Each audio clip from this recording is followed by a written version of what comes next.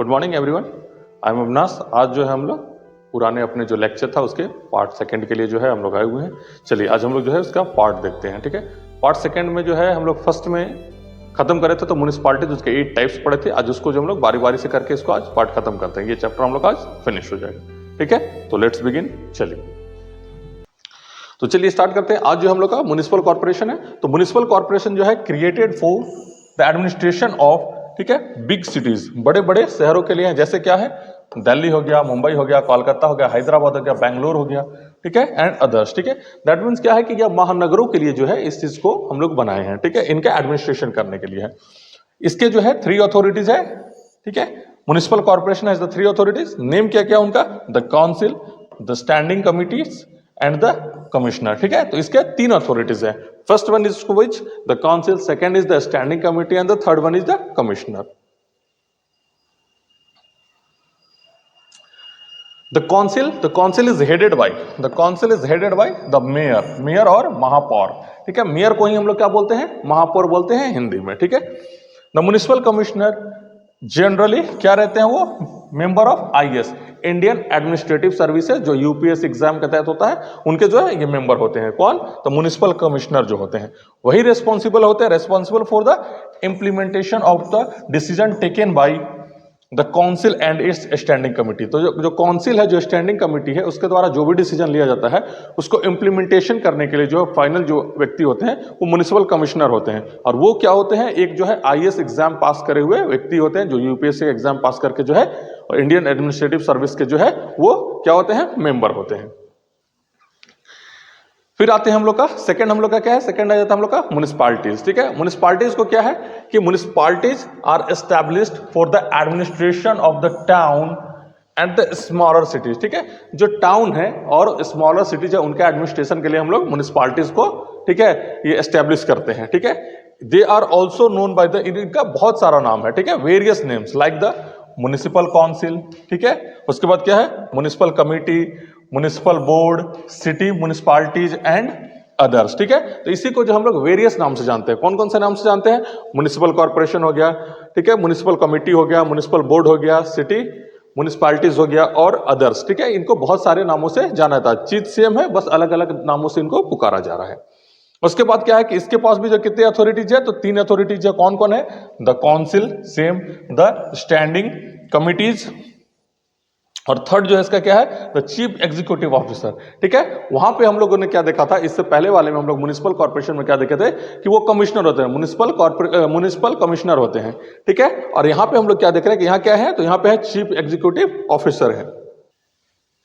The council is headed by president और the chairman. ठीक है, वहां पे क्या हेड कर रहा था, तो वहां पे जो है मेयर, महापौर जिसको बोलते हैं, वो हेड कर रहे थे। यहां पे कौन हेड कर रहा है, तो हमारा जो है प्रेसिडेंट या चेयरमैन जो है इसको हेड कर रहे हैं। ठीक है, द चीफ एग्जीक्यूटिव ऑफिसर और the chief municipal officer is responsible for day to day general administration of the municipalities. ठीक है, वहां पे कौन थे, वहां पे हमारे कमिश्नर थे। ठीक है, यहां पे कौन है, हमारे चीफ एग्जीक्यूटिव ऑफिसर या फिर चीफ म्युनिसिपल ऑफिसर जो है वो रेस्पॉन्सिबल होते हैं डे टू डे का जो भी म्युनिसिपालिटीज का वर्क होता है उसको करने के लिए। ठीक है, थर्ड हमारा आता है क्या, नोटिफाइड एरिया कमिटी। ठीक है, थर्ड हमारा क्या है, नोटिफाइड एरिया कमिटी। ठीक है, this area is created for the administration of the 2 types of the area. ठीक है, ये 2 टाइप्स के एरिया के लिए होता है। ठीक है, the first one is the fast developing town due to the industrialisation.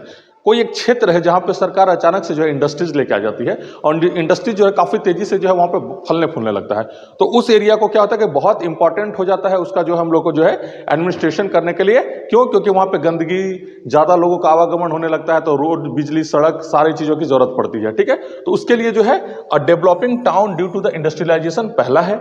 Second क्या है हम लोग का, एक town which does not yet fulfill all the conditions necessary for the constitution and the municipality but it is considered important by the state government। एक या जो municipality बनने के लिए सारे कंडीशंस को भी फुलफिल नहीं कर रहा है, दैट मीन्स अभी वो क्राइटेरिया में नहीं है कि पूरी तरह से उसको जो है म्युनिसिपालिटी बनाया जाए, परंतु वो जो है सरकार को ऐसा महसूस हो रहा है कि वो जो है काफी इंपॉर्टेंट है, तो उस एरिया के लिए हम लोग क्या करते हैं, उस एरिया के लिए हम लोग जो है नोटिफाइड एरिया कमिटी जो है बनाते हैं। ठीक है,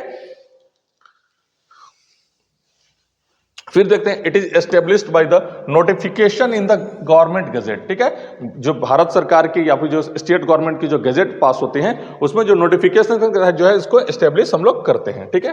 तो entirely it is entirely nominated body, ठीक है, ये पूरी तरह से क्या है, नॉमिनेटेड बॉडी है। All the members of the notified area committee including the chairman are nominated by the state government. तो इसमें कोई भी आदमी इलेक्टेड नहीं है, जो भी आदमी है सब क्या है, नॉमिनेटेड है। किसके द्वारा नॉमिनेशन हो रहा है, तो स्टेट गवर्नमेंट जो है उनको नॉमिनेट करके, ठीक है, उस जगह पे उस पोस्ट पे बैठा रही है, ठीक है। It is neither a elected body nor a statutory body, ठीक है। तो ये ना, फिर आता है हम लोग का नोटिफाइड एरिया कमेटी के बाद आता है हम लोग का जो है टाउन एरिया कमेटी, ठीक है। अब टाउन एरिया कमेटी को देखते हैं। The town area committee is set up for the administration of a small town, ठीक है, छोटे से टाउन के जो है एडमिनिस्ट्रेशन करने के लिए हम लोग को जो है स्मॉल, ठीक है, टाउन एरिया का एडमिनिस्ट्रेशन करने के लिए टाउन एरिया कमेटी हम लोग गठित करते हैं, ठीक है। ये क्या है, सेमी म्युनिसिपल अथॉरिटीज है, ठीक है। ये क्या है, सेमी है, थोड़ा सा गवर्नमेंट है। सेमी गवर्नमेंट कैसे बोलते हैं कि कुछ प्राइवेट और कुछ जो है नन ये गवर्नमेंट, उसी तरह से ये सेमी म्युनिसिपल अथॉरिटी है। Interested with limited number of the civic functions, ठीक है। इसके कार्य जो है, इसके नागरिक के जो कार्य हैं बहुत कम है। जैसे क्या क्या है इसका, ड्रेनेज हो गया, रोड्स हो गया, स्ट्रीट हो गया और लाइटनिंग हो गया, ठीक है, और कंजर्वेंसी हो गया और संरक्षण हो गया, ठीक है। तो ये सारे कामों के लिए जो है इनको, ठीक है, हम लोग ये एस्टेब्लिश करते हैं एक एरिया में।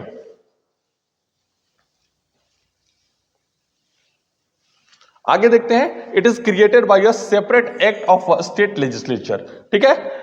सरकार की जो है, स्टेट लेजिस्लेचर की जो है एक अलग सा एक्ट पास करके जो है इस एरिया को बनाते हैं, ठीक है। टाउन एरिया कमेटी को बनाने के लिए सरकार क्या करती है कि स्पेशल जो है एक्ट लाती है और उस एक्ट के तहत जो है इसको बनाती है, ठीक है। It may be Holi nominated, या तो ये पूरी तरह से नॉमिनेटेड होगा, ठीक है, बाय द स्टेट गवर्नमेंट, ठीक है, या फिर क्या होगा कि होली इलेक्टेड होगा, या तो होली नॉमिनेटेड होगा, या फिर थोड़ा सा इलेक्टेड होगा और थोड़ा सा नॉमिनेटेड होगा।